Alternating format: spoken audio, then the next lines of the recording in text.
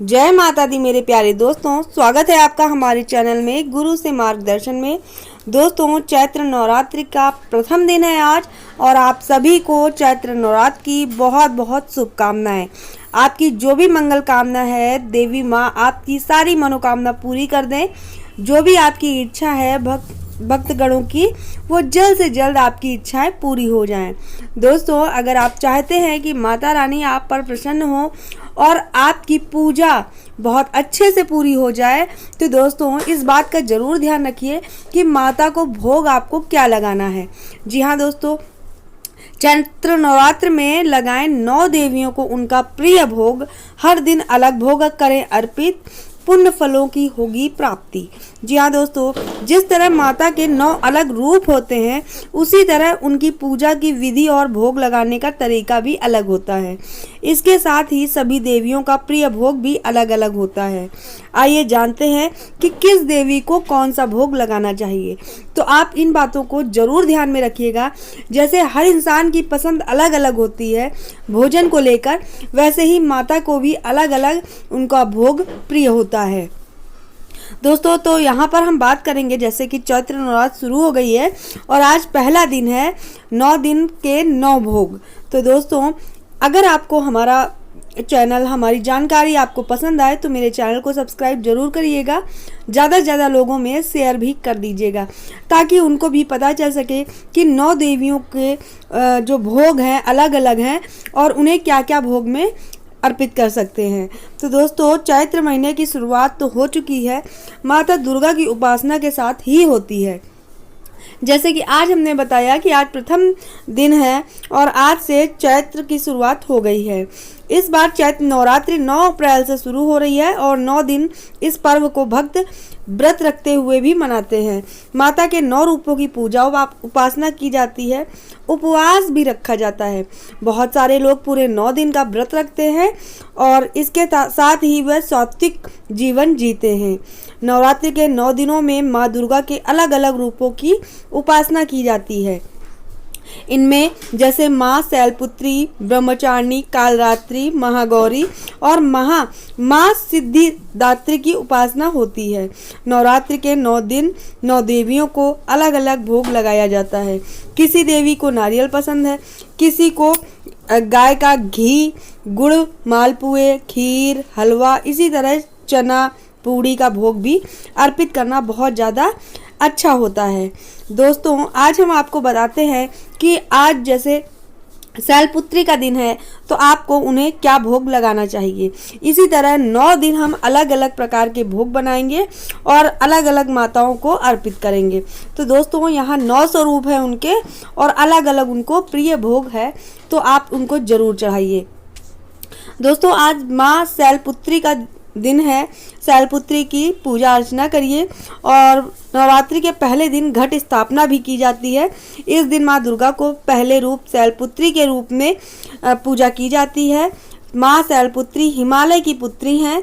उनको सफ़ेद रंग बहुत ज़्यादा प्रिय है और इसके साथ ही उनको गाय के घी का बना हुआ भोग लगाना बहुत शुभ होता है।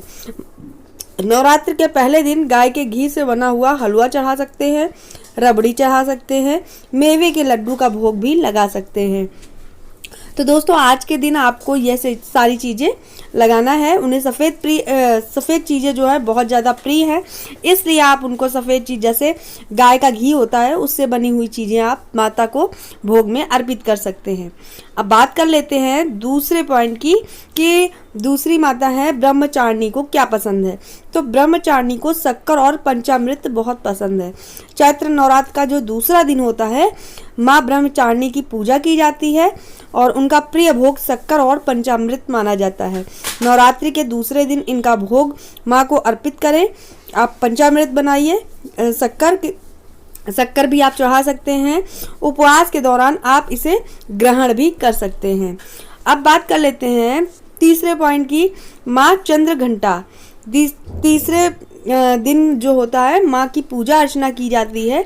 चंद्र घंटा का स्वरूप की उपासना की जाती है, माता को दूध से बनी मिठाई खीर का भोग लगाना बहुत ज़्यादा शुभ माना जाता है। दूध माँ को बहुत प्रिय होता है, इसलिए इसका भोग लगाने से माँ बहुत ज़्यादा प्रसन्न हो जाती हैं।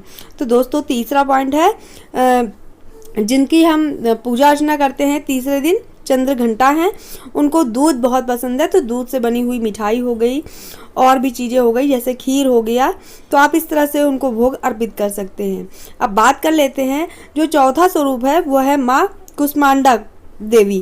तो कुष्मांडा देवी को मालपुए बहुत पसंद है, इसलिए उनको भोग में मालपुए जरूर चढ़ाएं। नवरात्रि के चौथे दिन माँ कुष्मांडा की उपासना की जाती है, माँ को मालपुए का भोग लगाया जाता है। माँ को मालपुए अति प्रसन्न है। मालपुए का प्रसाद सभी को बांटना चाहिए और खुद भी ग्रहण करना चाहिए। तो दोस्तों हमने चौथे स्वरूप की बात कर ली है कि माँ कुष्मांडा को आप क्या अर्पित कर सकते हैं। अब दोस्तों यहाँ पर हम बात करेंगे आपको कि पांचवा जो स्वरूप है माँ स्कंद माता का है। माँ स्कंद माता का स्वरूप की नवरात्रि के 5वें दिन पूजा होती है। माँ को फल बहुत ज़्यादा प्रिय होते हैं, जिसमें आप केले का भोग लगाया जा सकता है और तुरंत एनर्जी देने वाला फल को लेकर मानता है कि शारीरिक रोगों से मुक्ति भी मिलती है। अगर आप यह जो है फल माता को भोग लगाएंगे, केले का फल, तो बहुत ज़्यादा प्रसन्न होंगी और आपके सारे रोग दोष दूर हो जाएंगे। तो माँ स्कंद माता है 5वें स्वरूप में, इनको आप केले का भोग लगाइए, इन्हें फल बहुत ज़्यादा प्रिय है। अब बात कर लेते हैं जो छठा स्वरूप है माँ कात्यायनी का है। तो माँ कात्यायनी को देवी दुर्गा का छठा रूप माना जाता है। पुराणों के अनुसार माना जाता है कि ऋषि पुत्री होने के कारण माँ को कात्यायनी को नाम से जाना जाता है। कात्यायनी ऋषि पुत्री होने के कारण इनको माँ कात्यायनी के नाम से जाना जाता है। माँ को भोग लगाने के लिए मीठे पान, लौकी या शहद का उपयोग किया जाता है। माँ को मीठा पान बहुत प्रिय है और लौकी शहद का उपयोग भी करिए ज़्यादा। मतलब आप लौकी की खीर बना सकते हैं, लौकी का हलवा बना सकते हैं, लौकी की बर्फ़ी बना सकते हैं और शहद का आप प्रयोग कर सकते हैं। तो दोस्तों ये तो हो गई जो छठा स्वरूप बताया हमने माँ कात्यायनी का, तो आप इनको इस तरह से भोग जरूर लगाएं, वह प्रसन्न होंगी। अब बात कर लेते हैं जो माँ का 7वां रूप है माँ कालरात्रि। दुष्टों का निवास करने वाली माँ कालरात्रि हैं। माँ दुर्गा के 7वें रूप कालरात्रि होती है और उनकी पूजा की जाती है। इनके शरीर का रंग घने अंधेरे जैसा होता है, जैसे बिखरे बाल होते हैं उनके, इसलिए इन्हें कालरात्रि कहा जाता है। माँ कालरात्रि को गुड़ बहुत ज़्यादा प्रिय है और गुड़ से बने हुए प्रसाद का आप भोग लगाइए तो उन्हें बहुत ज़्यादा प्रिय है। गुड़ का आप हलवा बना सकते हैं, गुड़ की बर्फ़ी बना सकते हैं, तो गुड़ से बना हुआ भोग लगाइए तो माँ को बहुत ज़्यादा प्रिय होता है। माँ कालरात्रि को जो माता का 7वां स्वरूप है। दोस्तों अब बात कर लेते हैं 8वां की कि 8वां स्वरूप माता का कौन सा है। तो 8वां स्वरूप है महागौरी। महागौरी को नारियल का भोग लगाइए, वह बहुत जल्दी प्रसन्न हो जाती हैं। महागौरी माँ दुर्गा का 8वां स्वरूप है। अष्टमी के दिन माँ गौरी की उपासना की जाती है, पूजा की जाती है। महागौरी को माता पार्वती का रूप माना जाता है।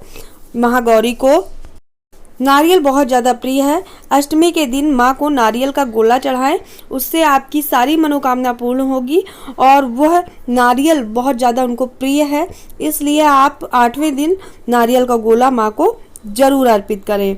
तो दोस्तों अब आती है बात 9वें पॉइंट की। जो माता का 9वां स्वरूप है वह है माँ सिद्धिदात्री। तो जी यहाँ दोस्तों माँ सिद्धिदात्री माता दुर्गा का 9वां शक्ति रूप है। माँ सिद्धिदात्री भक्त को सभी प्रकार की सिद्धियों को देने वाली हैं। नवरात्र के 9वें दिन इनकी पूजा की जाती है और कन्या की पूजा भी की जाती है। इसके बाद जैसे 9वें दिन आप पूजा अर्चना करिए माँ की, उसके बाद कन्या का पूजन करिए। पूजन करने के बाद उनको चना मसाला या फिर हलवा पूड़ी आप खीर का भोग लगा सकते हैं। उनको यह सारी चीज़ें बहुत ज़्यादा प्रिय हैं। तो चना कन्याओं को खिलाया जाता है, वो इसीलिए चना खिलाया जाता है कि माता को बहुत ज़्यादा प्रिय होता है। तो दोस्तों इस तरह से हमने माँ के 9 स्वरूप बताए हैं और 9 देवियों के अलग अलग प्रकार के भोग बताए हैं, जो उन्हें आप अर्पित करेंगे तो माता रानी बहुत ज़्यादा प्रसन्न प्रसन्न होंगी और आपकी सारी इच्छाएं पूर्ण करेंगी। तो दोस्तों, जैसे कि आज चैत्र नवरात्र का पहला दिन है और पहला दिन शैलपुत्री का होता है, तो हमने यहाँ पर 9 देवियों के स्वरूप बताए हैं और अलग अलग प्रकार के भोग भी बताए हैं। तो इस तरह आप अगर माता को भोग चढ़ाएंगे तो माता आपकी और जल्द से जल्द प्रसन्न होंगी और आपकी सारी मनोकामनाओं को पूर्ण करेंगी। तो दोस्तों, तो ये तो रही जानकारी माता के भोग की। कैसी लगी आपको कमेंट बॉक्स में ज़रूर बताएं। अगर आप हमारे चैनल पर नए हैं तो चैनल को सब्सक्राइब करना बिल्कुल ना भूलें। इसी तरह अच्छी अच्छी जानकारी हम आपके लिए लेकर आते हैं। बहुत सारी वीडियो हमारी ऐसी पड़ी है जो आपके लिए बहुत ज़्यादा लाभदायक हो सकती है, तो आप जाके देख सकते हैं। दोस्तों, अगर आपको ये वीडियो पसंद आई हो, जानकारी पसंद आई हो, तो अपने रिश्तेदारों में शेयर करना बिल्कुल ना भूलें। हम फिर मिलेंगे आपको ऐसे ही नई अच्छी जानकारी लेकर। तब तक दोस्तों, जय माता दी। स्वस्थ रहिए, मस्त रहिए और अपना ख्याल रखिए। माता को 9 दिन इस तरह अलग अलग प्रकार के भोग चढ़ाइए। माता रानी आपकी मनोकामना जल्द से जल्द पूरी करेंगी। पूरे श्रद्धा भाव से उनकी पूजा अर्चना कीजिए। फिर मिलेंगे आपको दोस्तों हम अगले नई जानकारी के साथ। तब तक के लिए जय माता दी।